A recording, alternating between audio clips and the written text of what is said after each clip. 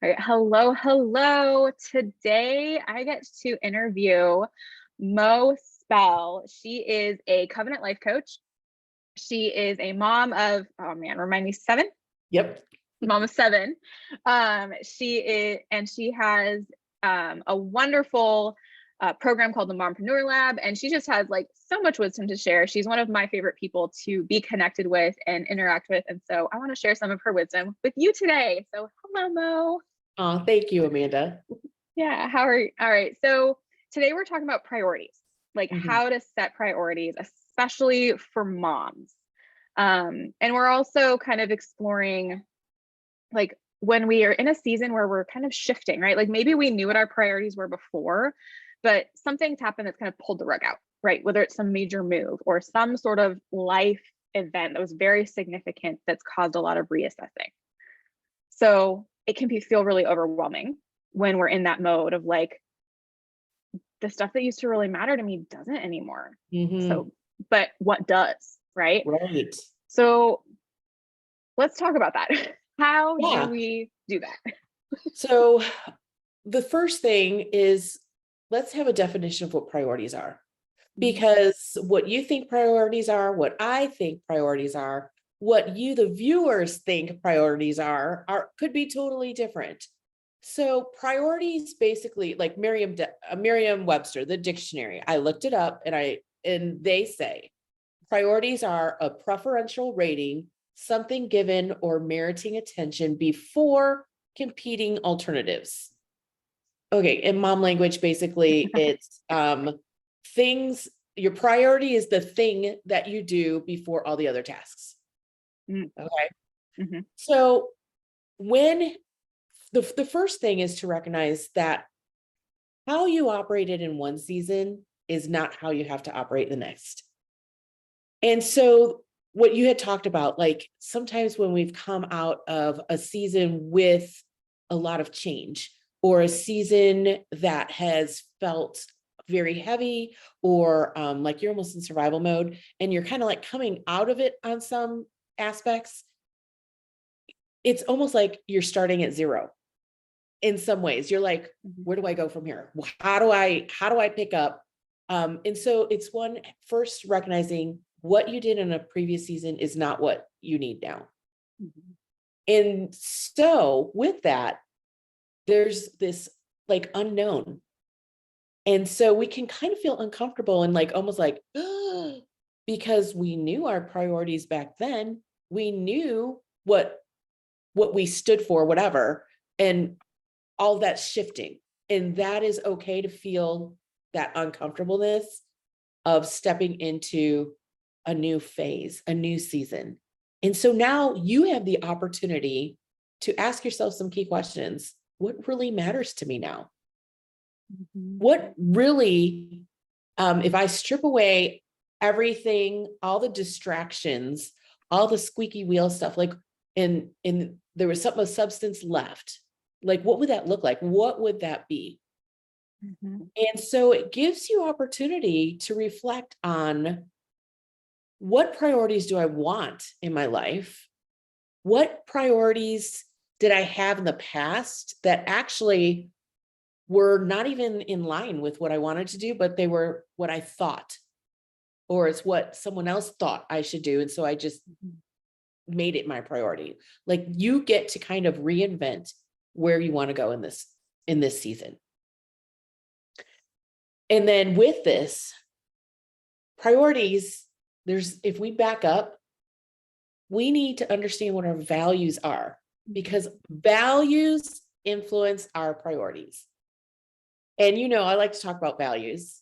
Right. And in our program, I call them, if we know our values, they become a decision-making filter for us.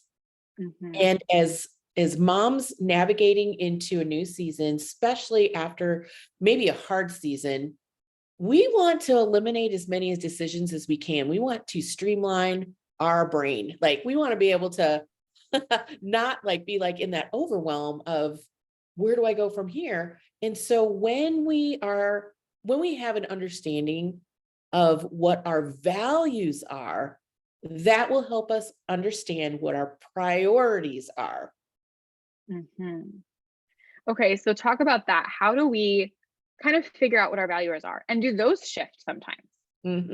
Good question. So values are like if we're going to define values too, like how are values different than priorities? So values are why you do something. Mhm. Okay. The priorities are the one thing that you do before doing everything else. But values are almost like the why you're doing it. And so knowing our core values allows us to have a clear understanding of what we want to say yes to and what we can take off our plate. You know, we can already use it as filter saying, no, this doesn't align with my values. So your question is how do we know what our values are?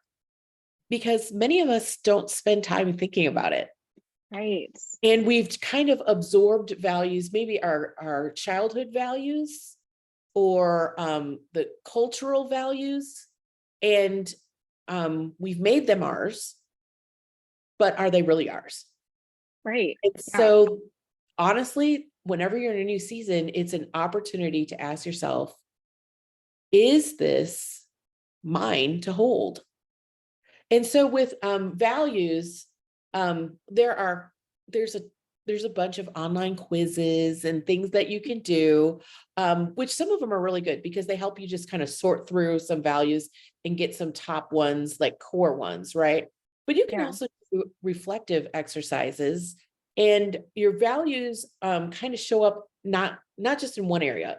You have facets of your life, and like you've been taught, and it's, we've got family, we've got faith, we've got our business, we've got finance, we've got our fitness, we've got our home, we've got fun, we've got friends. All those are different like facets of our life. Mhm. And values kind of show up. They could show up differently in some of those, but usually there's a core. And what I like to say in different seasons is like usually we might have like 15 values that we hold, right? But in Right. different seasons, it seems like certain ones pop up to the top. And it Right. doesn't mean that you haven't hold the other ones. It just means in this season, these are the values that just have more importance in this season. Mhm. So for an example, like I value family. I value family, but it was so funny because I did a values assessment test and family didn't even hit the top 5. And so like old me would have been like, oh my goodness, like guilt. Oh, how can I not have family up there? But really, the top 5 values I had were like family was just like it was a known. Everything is working to family. I didn't Mhm. need to have it separated out, right? Mm. So these other values of like integrity and I can't even remember what they all were, but they were all working towards my family, my big family value, right? It was just Mm. always my family big value is there. Mhm. Kind of So like they supported it. So like it was yes, kind of like they were the little breakdowns that were more specific, and that was like the broad category almost. yes, yes, very much so. So with I will leave you the link to one of them that Okay. is an online one that I thought was really good. I also have a handout of just a printout that I will also include in the download, Mhm. where you can just do this yourself, where you can just kind of without overthinking, don't overthink, circle like the top 15 that kind of resonate with you from this list. Mhm. And then which ones would be your top 5 for this season? And when I say this season, it could be this month is your season. It could be this quarter is your season. It could be this year is a different season. When I, as a mom of 7, I've walked through several different seasons. And um, after the birth of my 7th child, like a lot of things shifted. I had been in survival mode. And with the birth of the 7th child, I was like, way, like I cannot operate this way anymore. Survival mode's not working for me. I was like, I'm burnout and everything. And so I had to strip strip everything that I thought were my values, Yeah. like hard work, all this, like volunteering, even like volunteering, being very active in different things. I had to strip them down and say, what really is this season my core value? And I had to make it Mhm. super simple. And that's my other tip with this is we will tend to make values and think that we have to we put shoulds on ourselves. I should be, I should have the value of mercy. I used to always think I had the value of mercy. I'm like, oh yeah.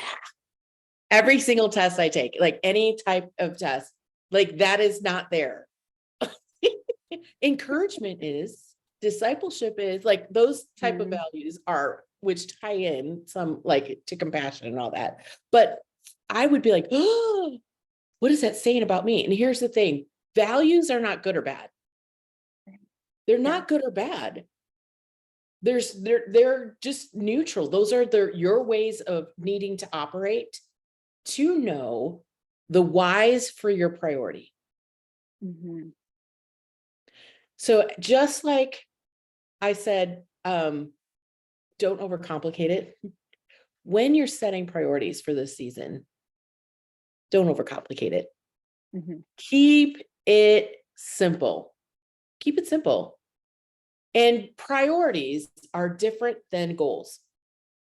So some Okay, of talk you might about be that. like, oh, wait, but I thought they were the same, because like I've got this priority, and a goal is a future oriented target. Okay. So it's future based, you're expecting it. Okay. A priority is something that you give precedence to now. You get it in your calendar, in your time, in your routines now. Now, Mhm. your goals can help you get more of your priorities in your life. So that's why when you make goals, that includes your tasks. If they align with your priorities and your priorities are lining up with your values, that's when it feels like, oh, yeah. Okay. It kind of fuels you up instead of like drains you when you make goals that aren't in line with your values or aren't in line with your priorities. Mhm. So in order to really understand your priorities, you need to know what your values are. And then goals are just action steps to take to get more of your priorities in your calendar time, in your life.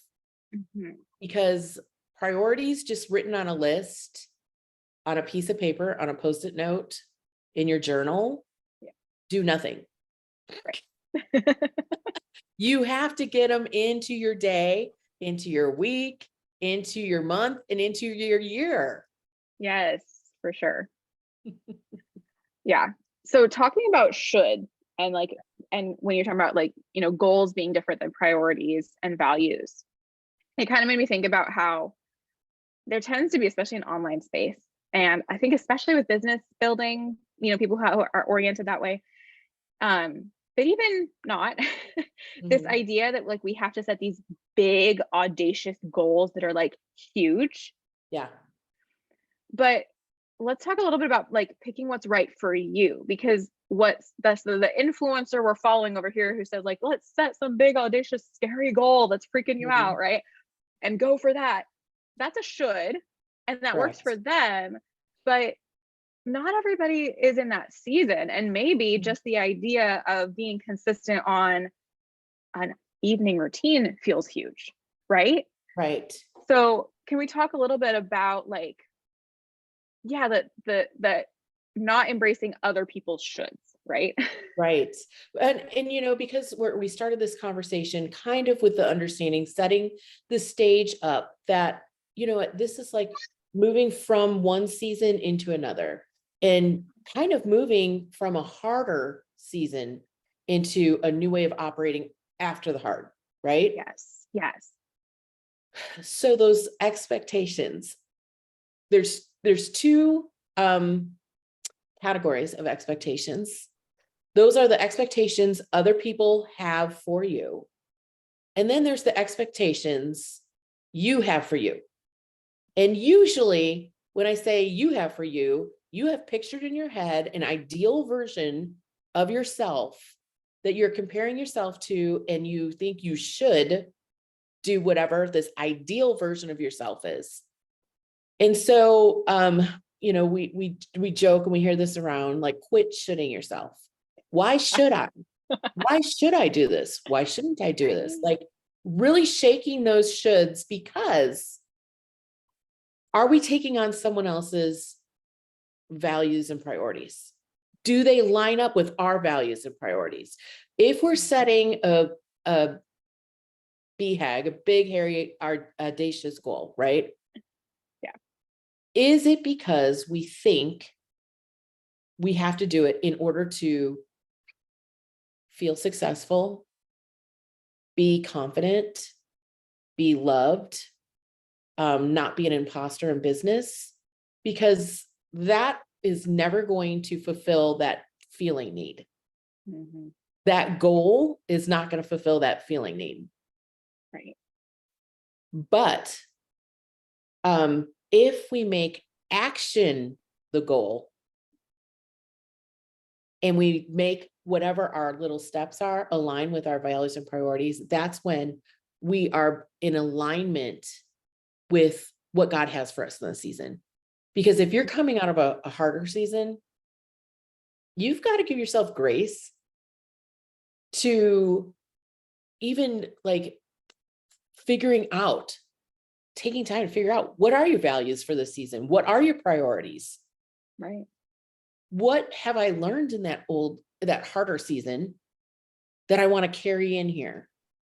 Right. Like, that self-reflection time isn't always recognized in the business world as being an income producing activity. But really, when you're paying attention to your thoughts and your thinking, that's the best investment you can do, because you are becoming aware of what you're telling yourself about things. And so sometimes we tell ourselves stories. And then what happens when we tell ourselves stories about things is we have these feelings. It can be like, you know what, I have a really low feeling and I don't feel qualified now to show up and parent my kids. So I'm just going to zone out on my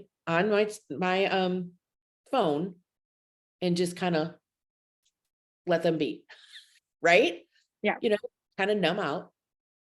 And then we wonder why we're not having the results, right? We're not having a connected home. We're not, so understanding this season and reflecting and having ownership of your values, your priorities for your family, your priorities for your business. Mm-hmm. Then you set your goals to that. That's so good. And as you're talking about that, it makes me think too of like, it's part of it's like setting boundaries as well, of like, hey, look, I want wisdom. Like, getting wisdom from people is one thing, but when you start to own other people's thoughts without actually putting it through the filter of, is this what God's calling me to do right now? You're gonna start getting messed up and stressed, because you either fall into the comparison trap, or you're trying to meet other people's expectations or fulfill someone else's call and not paying attention to the call on your life. Yeah. And when you make goals that don't align with your values, you will self-sabotage. Mm-hmm. You'll self-sabotage. You won't show up, and then you'll tell yourself, see it, I fail. I'm a failure. I can't complete things. I don't have a business mindset. Well, is that 100% true? Or did you set some goals that aren't in line with your values? And that's what I mean by values. When you know your values, they become a decision-making filter for you. Yes. And that so applies to like every area of life, which mm-hmm. makes sense, because how we do anything is how we do everything, right? Mm-hmm. Because as you're saying that, it's like, that can apply to homeschooling, like what curriculum you pick and how your method, right? That can apply to homemaking, how you organize your home and how you do stuff in your home, and how you parent, how you discipline, how you train, all the things. Right. Yeah. And then, you know, you were talking about the expectations part. And so I said there are two, when people put expectations on you or you put expectations on you, there is a little like second part of that is sometimes shame and guilt want to hitchhike onto those expectations. Mm-hmm. And so shame, shame and guilt, we feel guilty for mom guilt. I think most of us will relate to. We've all felt mom guilt for something, right? But Right. when we know we are getting our priorities into our time somehow, then the mom guilt goes because we're prioritizing our core values. Yes. So in one season for me, like I said, I have 7 children, and this was in a season when all 7 were still under my roof. Currently, I only have 4 left under my roof. And in the season of 7, things like I had all ages, all stages, and it was a little chaotic. I was not a fun mom because I was trying to keep everything in order. We homeschooled. I also was doing a business on the side. I had kids, infants, toddlers, preschoolers, elementary, middle school, and high school. Okay. And I'm trying to homeschool and all that. Right. Right. But I really, in that season, because I recognized like I was not the fun mom. I valued making family memories. Mm-hmm. So that was part of my family value. So my priority was, I want to make sure every month we do something memory making activity. And so the easiest thing for us at that time were to do nature hikes or like hiking-ish, like to the state parks and stuff like that. And so I would just pick a date on the calendar, and that was going to be our hiking date. And I just filled that in for the calendar because that was a priority for me. Yeah. But I had to get it into my actual time.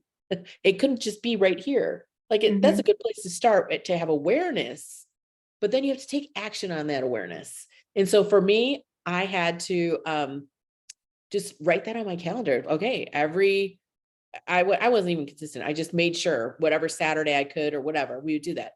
And my second thing was, because family was a value and making good memories was, and I knew that I value fun, but I wouldn't call myself like a fun person. I'm really good at joining in on someone's fun and being fun there, right? Yeah. But then I also looked for people I could partner with that would help me be fun. And so in that season, I had a friend who planned all these outdoor, like these field trips all over the state, and they were all theme based. And you know what? So I was like, we're going to sign up for that. It fills my value of family and connection. It fills my priority of making good family memories. And so signing up for her field trips was the task that aligned with all of that. That's awesome. And such a good example too. I love that. Mhm. Yeah. So one thing you talked about too was like grace, right? Giving ourselves grace, especially when we're coming through like a transition season or a challenging season. Yeah. And I want to talk about that a little bit because I know for me, like, as you know, like I'm walking through a challenging season, right? We just lost our 3rd child, and that was about 5 months ago now. And so we're kind of still in this walking out, like, what does living life with grief look like? Because, you know, there's a point where it's never going to go away. It's just going Right. to get more manageable, right? And Mhm. so when we go through something that significant, even if it's not the loss of a child, maybe it's a loved one in a different role, or even the loss of a job, there's oftentimes in transitions a season of grief. Yeah. And I think because of the just speed of our culture, there can sometimes be an expectation we put on ourselves even to like get over it Yes. quickly. Yeah. And like that's a couple of things that like I've been learning and like having to wrestle with, like with the Lord and within myself sometimes, is because I'm a little more of a go-getter. Right. Is there's a lot of, like you just said, those shoulds of, having just walked through this hard season, like, well, it was 5 months ago. I should be able to like establish this routine on a really consistent basis, or I should be able to, be in this size of pant or whatever it is. Right. And I love what you're talking about, like those playing with the shoulds, right? That's what I've been working on too, of like, Yeah. well, should I? Mhm. Right. And I think that's a huge, like, I don't know, I just want to kind of dig into that a little bit, idea of like that, the grace aspect, because there's like Yeah. this proactiveness of like, let's remove, I think when we're in a season of trying to come out of survival mode, or removing as many decisions as possible so that we can eliminate as much of our mom fatigue as we can, Yes. is Yes. huge. But then even after we've done that, even after we've automated things, and we're maybe still struggling, maybe we're still feeling overwhelmed, or we're still just having a hard time, that's, I think, where the grace can come in. Yes. And So I can we just talk think, about that? Yeah. yeah, because it is tied to the shoulds, because it's either, it could be cultural, it could be your immediate family, it could be your own expectations of what it should look like for you to be over, right? So we think of time like, here's a season up, then I'm going to improve, and then there's going to be this next season up, and then I'm going to improve. Okay, well, it doesn't work like that. And grief doesn't work like that. It's not like you can compartmentalize grief, right? It's not Right. like, okay, here's my big grief season, and here's my I'm moving through it, and now I hardly have any, and then I'm gonna be okay. Like Right. that's not even a realistic expectation. So then it's just becoming aware that grief is gonna weave in and out. It's gonna weave in and out. But how you work with grief is going to change. You can still experience. So our brain likes to keep us safe. It's wired to keep us safe. We have our fight, flight, freeze, fawn responses, right? But then there's another part where, you know what, we have our creativity part of our brain. And when we go through grief, especially when we first go through grief, we are kind of in our survival, our safety part of our brain. We're functioning in certain aspects in fight, flight, freeze, mostly are those three. And so we're learning to come out of that. But our nervous system still will relate and respond in future times like that.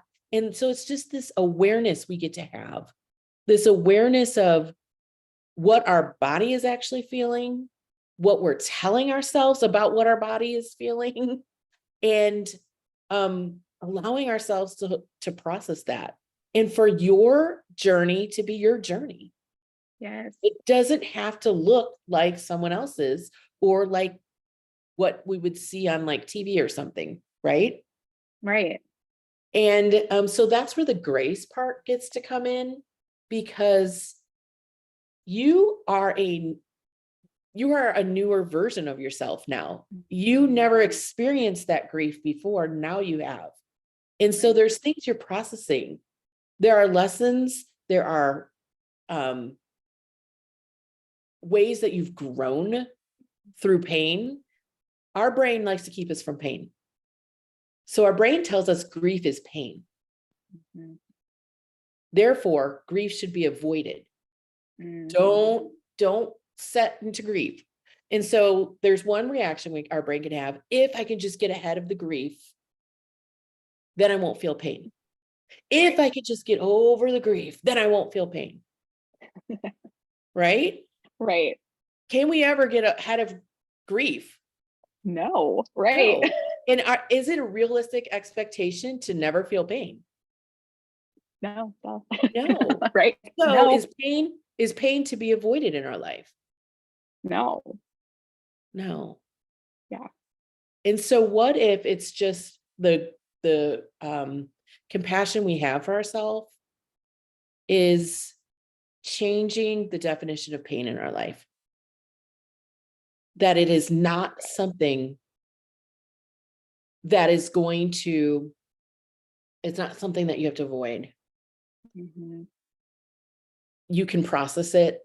You can have grace because you know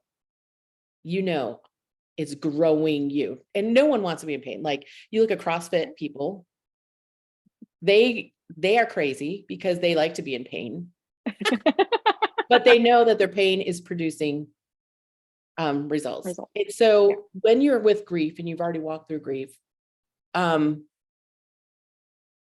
that is, it's not a pain that is, I would say, like drowning you. There's a Right. choice there. There's a compassion there for yourself in Mhm. that moment, For sure. because there's a decision you get to make in that. Do I drown in the grief, or do I let myself with compassion feel it? Because the grief comes because of love, a love of a loved one, love of a dream, and loss. That's where grief comes from, love and loss. Mhm. But Yeah. when we squelch grief, we squelch the ability to love well. Mhm. Oh gosh, that reminds me of that C.S. Lewis quote that talks about, oh man, I'm gonna butcher it. It's such a good one though. I don't know if you've heard this one about like love hurts, right? Love can hurt. Like, to love anything is pretty much a guarantee that you're gonna get hurt at some point, because we live in a fallen world. Yeah. But the alternative to avoid the pain of loving something, is to wrap yourself up and hide your heart in a box, basically, that's impenetrable, and your heart becomes stone. That is totally not a direct quote at all. I'm summarizing, Right. paraphrasing, because he's much more eloquent. But it makes me think of that, of like, we can look at that pain and our brain wants to avoid the pain. Mm-hmm. But if we do that, we end up, like you just said, not being able to love well. Right. And another thing you said made me think of a Bible verse too, that talks about, like, it's the pain that produces endurance that actually perfects our faith and our character in Christ. Mm-hmm. And like, that's such a huge thing too. One of the things we talk about in life coaching a lot is how all circumstances are neutral. Right. Like, every situation is actually neutral. It's what your thought and belief about it Mm-hmm. is what gives it meaning or significance for you. Because Right. someone halfway across the world who doesn't know me might, hear that my child died and have absolutely no feeling about it at all, because they're not connected to it. They're like, okay, whatever. Or if somebody has a different belief about children and children who potentially would have special needs because she had special needs, right? They might have a very different feeling about the fact that a child died. Right. Same circumstance, exact same circumstance, but because it's a different thought or belief, it's a different thing. Same thing with if somebody loses a job, like someone who is sick and hated that job and they're going to be like, woohoo, new opportunity. Somebody who really loves that job is going to be like, crap. Yeah. So I think that that's something to, like, especially when it comes to values and priorities, like, we get to assign that, right? And I would also, like, I think it's super important to do that with the Lord, like seeking him, because he has, like, we can make our plans, but he establishes our steps, and really embracing that. But realizing when we're in hard seasons that we get to decide how we come out of that season, how we walk through the season. Like, we don't have to go in victim mode, because we get to control our thought and our attitude. We can choose, like, okay, I would never have chosen that my husband lost his job, or that we had to move and lose our house, or that whatever happened. But I get to decide right now, okay, am I going to let it make me get all bitter and whatever, or am I going to trust the Lord? And that is the huge part. Like, because I said, allowing ourselves to feel grief. We have that choice to let it swallow us up, or to just, like, with compassion, feel it. Right.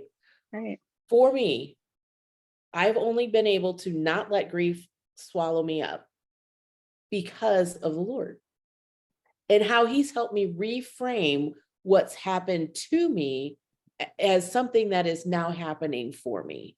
Because in those seasons of grief, I had to lean on him. Like there was nothing left in me. There was nothing left. I couldn't change my circumstances. I couldn't change, I couldn't even at that point change my feelings. I was so numb and burnt out, just nothing left, right? Yeah. I had to lean on him. But as I started leaning on him, I started like seeing ways that he was working in my life that I wouldn't have seen without that grief experience.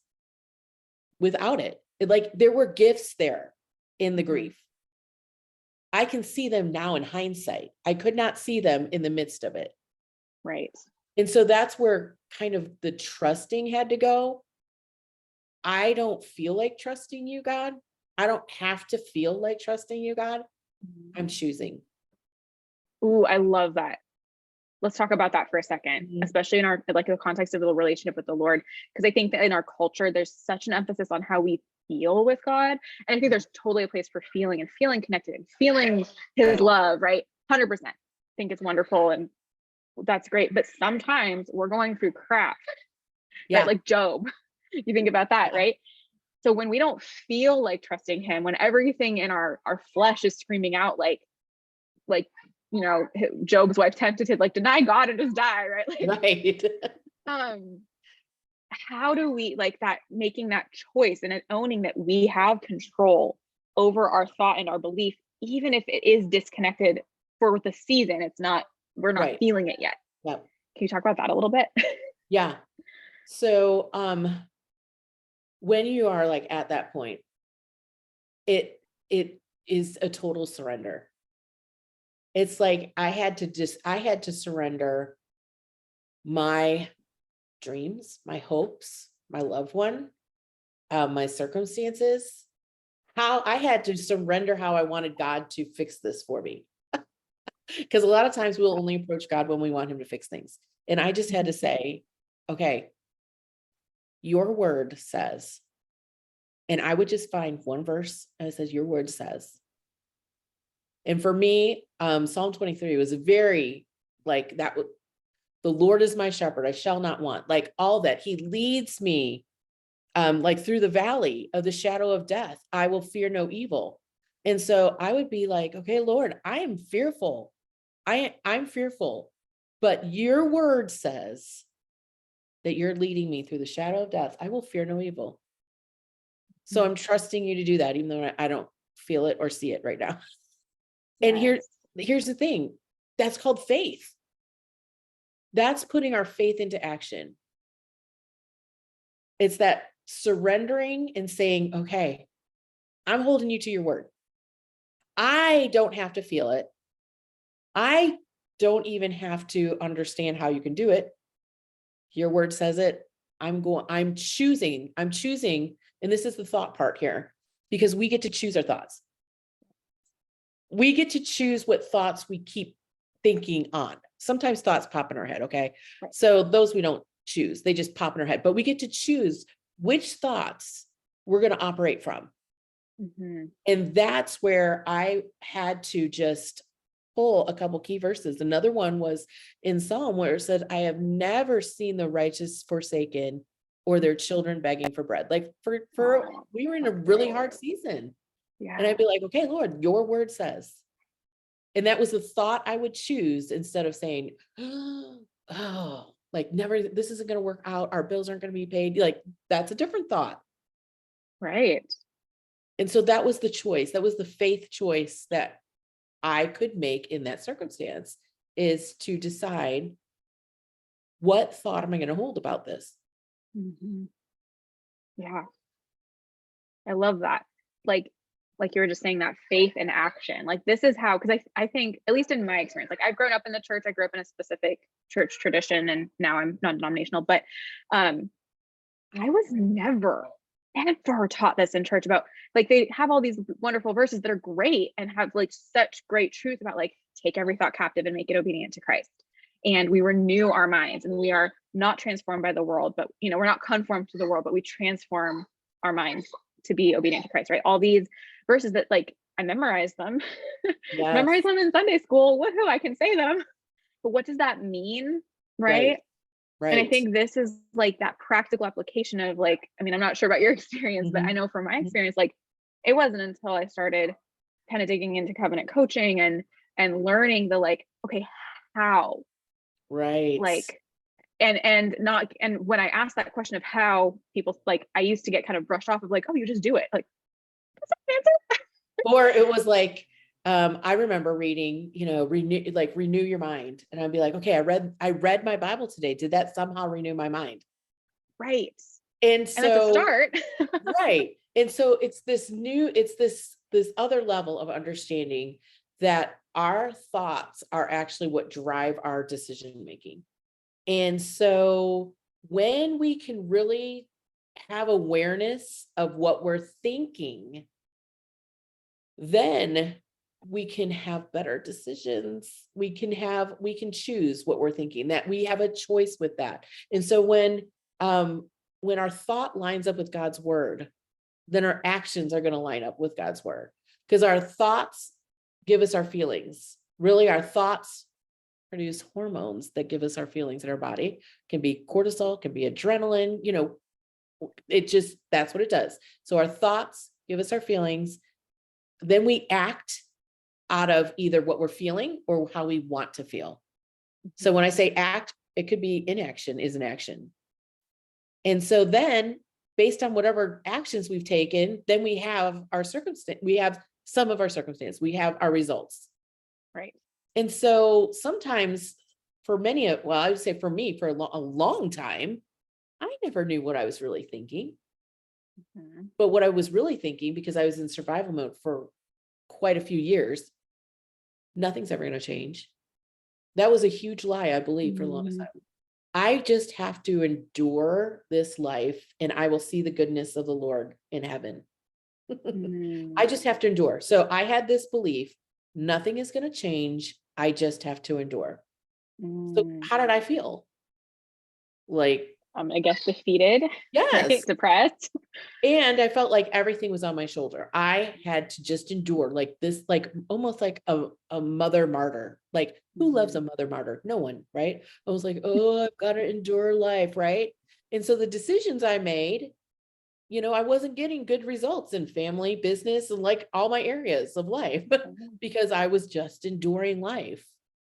But once I realized, and it was the Lord saying, okay, that's a lie. That's actually a thoughts. It's a belief I was holding. Mhm. Beliefs are just thoughts you've thought over and over and over again. And so that was a core belief of mine that I didn't know was operating. And once I had awareness of it, I could choose what I want to do with it. Mhm. But we have to actually spend some time thinking about our thinking. And I don't mean like hours. It could be like Right. 2 minutes. Yeah. And just kind of catching that. And it's something we have to practice and train ourselves. But I Yep. love how you said, right, like what we think influences our decisions, which also impacts our priorities. So like we kind of have this tendency to live in the default of whatever default values we've kind of Yes. have picked up by osmosis or whatever, the in maybe not intentionally, or that were developed maybe that we kind of set up that worked for us in a season, but maybe not aren't really quite in alignment anymore. Like Yeah. for your season of life, like a single person's values are going to be different than someone who's married, Mhm. typically. Mhm. A young married woman is going to have some different values than a mom, and various ages are going to influence those values too as a mom. Yes. Yeah. Right. And so sometimes we can be trying to operate maybe as a mom as we did as a young married still, even in Mhm. how we prioritize and the values and the different things, etc. And Right. so I love how you were saying that, like the full circle connection, right? Of like um what we're thinking about is going to influence a lot of that. And so when we take the time to be intentional and actually think and just kind of sit down and put to paper, and doing it with the Lord is huge. I mean, people can try to do it without the Lord, I guess, right? But it's not going to really work, because it's with him that everything truly comes together. When we have that piece where we can trust him with the rest, because we can't do it all Right. either, right? You might have a list of 5 priorities that are super important to you, but you might not be able to do them all in one day. Oh, right. That's an expectation, right? Right. That's also like having some realistic, simplistic ways of helping yourself win with your priorities, right? Because a lot Yeah. of times we set ourselves up for failure. Mhm. We set ourselves up for the ideal, Yeah. which are shoulds. I should get all these priorities in. Well, I told you I Should we? got my fun in once a month. Right. Did we have other fun? That was only the scheduled fun. Yes, we had impromptu fun. But I knew if I got my scheduled fun in, I was hitting a priority, and I didn't have guilt for working my side job Hmm. at all. I Yeah. knew I was getting the priority. I also had a value for my side job, and I made sure I hit that. It's knowing I had to make that conscious decision that, you Hmm. know what? I really do want my kids to remember some fun times, not just, Right. did you make your bed? The task stuff. Um, Right. And so, yeah, it's that awareness. And what I like to tell my clients is, if you picture a door frame and there's the threshold part of the door, the one side where you're standing is what you're comfortable with. It's what you know, right? Hmm. The threshold, you have to step over the threshold to get on the other side of the door, which is the new season. Hmm. That threshold requires awareness, Hmm. and it also requires you to feel uncomfortable Mm. Yeah. because you're not the person yet who knows what's on the other side. You haven't walked through and grown and become that person who is on the other side. You're at the Hmm. beginning of this new journey. Yes. And so the uncomfortableness sometimes will tell our brain danger. But when you know you're stepping into something new, the uncomfortableness is like, it's go time. I have to Hmm. feel this in order to change. You have to feel that uncomfortableness to change. Yes. And so that's where some of the grace comes into. As you're navigating moving into a new season, you're navigating the uncomfortableness, the battle of the brains, because one part of your brain is telling you this is pain and you should avoid pain at all costs. Hmm. But the other part is saying, no, this is going into a new season. It's okay. And so that's Yes. where the awareness piece comes in. What Hmm. am I telling myself about this feeling, which we labeled uncomfortable? Is it really because I'm in a dangerous situation? Or is it just because I don't know what I'm walking into and this is a new Hmm. season? Yes. So good. That's awesome.